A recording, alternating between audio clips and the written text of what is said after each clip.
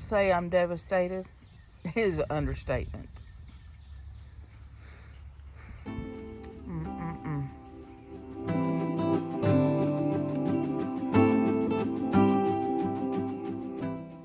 Okay, so poor boy is saving the day, or trying to the best we could.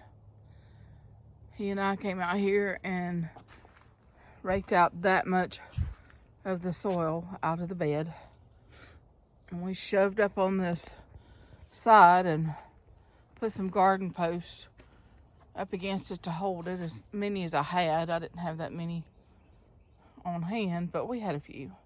And he's going to come back in here and re-brace the inside, and then we're going to figure out how we're going to brace up the outside some more, and we're going to salvage this thing.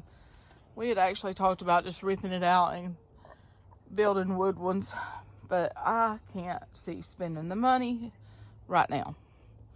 You know, the economy is not the best in the world. You got banking collapses and this, that, and other. And the whole point was to recycle, reuse, and repurpose. So I did learn a lesson. Mud, dirt, all the good stuff. It's very heavy when wet. So my project today, while he was at work, was I came out here and put these two posts, because as you can see, this is kind of leaning inward. This one would have buckled out that way. So I put these two just as a security, and he came and put this one. But then I came around back and where this one was buckling back here some, I put these bigger T-posts and put a cattle panel and raised it up a little bit. And he's like, why didn't you cut the cattle panel even with the, you know, the bed? And I was like, because we can get two uses out of this. And he's, what are you talking about? And I'm like, well, okay. So we get this one reinforced and set up straight again. If I plant anything like peppers or tomatoes or something that needs to be tied up, then I've got this here, and it's also reinforcement. So he was okay with that. But he did think that I needed to cut one of the cattle panels to the height, the 2 foot, and then put it along the front as extra bracing. So that may happen soon too. But at least we, you know, were able to salvage as much as we could. I mean, we still got to do some stuff, but hey, at least it's not laying on the floor. And I'm not laying on the floor crying anymore. I was actually crying, but I was fighting back the tears, I can tell you that. It was devastating. I'm still upset. My heart's been hurting since yesterday. I mean, it was just devastating. But it's going to be okay. And thanks to every one of y'all on Facebook that were like, you can do this and you can do that. And yes, we're going to employ all those ideas and continue to work on it. And then later on, when I feel at liberty to splurge a little bit, then I'm going to replace all these beds and re-landscape it and do like gardeners do and repurpose everything or redesign it, because that's what we do. But for now, I'm getting older. I just wanted some raised beds, some really high raised beds, not, you know, just low raised beds. This soil is going to go back into that bed once we get it really super enforced, because this part of the soil has all the goodies in it. It's got the rabbit manure, chicken manure, mushroom compost, black cow, fertilizer, and the topsoil, and peat moss, and it's all mixed together. It's really mixed now. So it's going to go back in there. Because, man, what a waste. It'll take me a few days of shoveling, I think, to get that back. But I'm going to let it dry out some. Between now and Thursday, we got rain again Friday. So I'm going to need to get that back into there before Friday. And we've got freezing temps. So weird.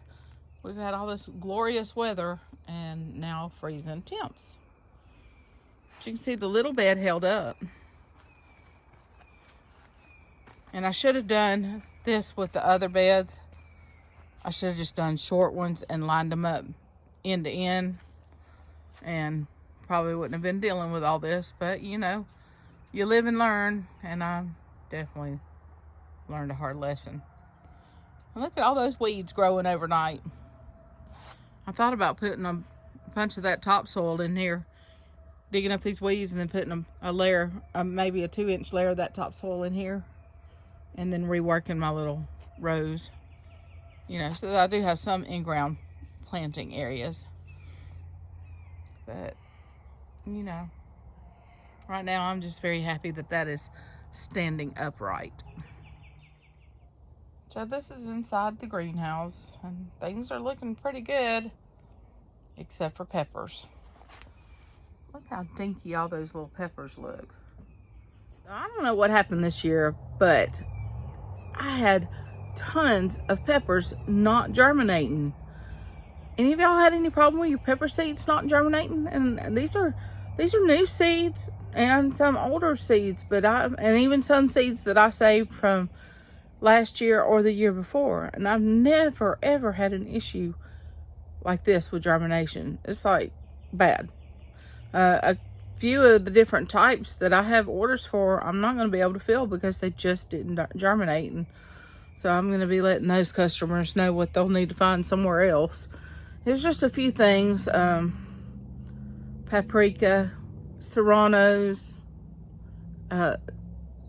yellow bells, red bells, and cayennes. None of them germinated. Not even, like, we had like a sprig. And then that was it on 2 or 3 cells. And that's it. And I'm talking about a 160 cell tray. Nothing. So it was just crazy. Now the jalapenos did okay. You know, they came on up, and you know, they're the ones that got knocked over in that tornado wind. And I quickly potted them up and, you know, babied them, and they're okay. You know, they're small, but it's early yet. You know what I'm saying?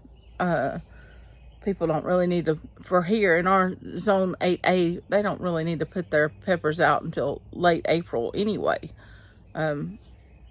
or even May. But it's just sad. Just sad. But now the tomato plants, they're really doing good.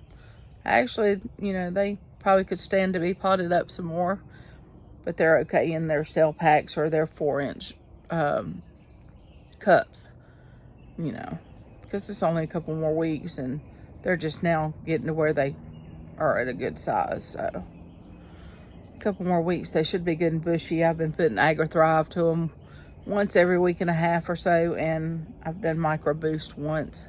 So they're good. The squash is good. The zucchini is good. Cucumbers, you know, those things are doing good in here.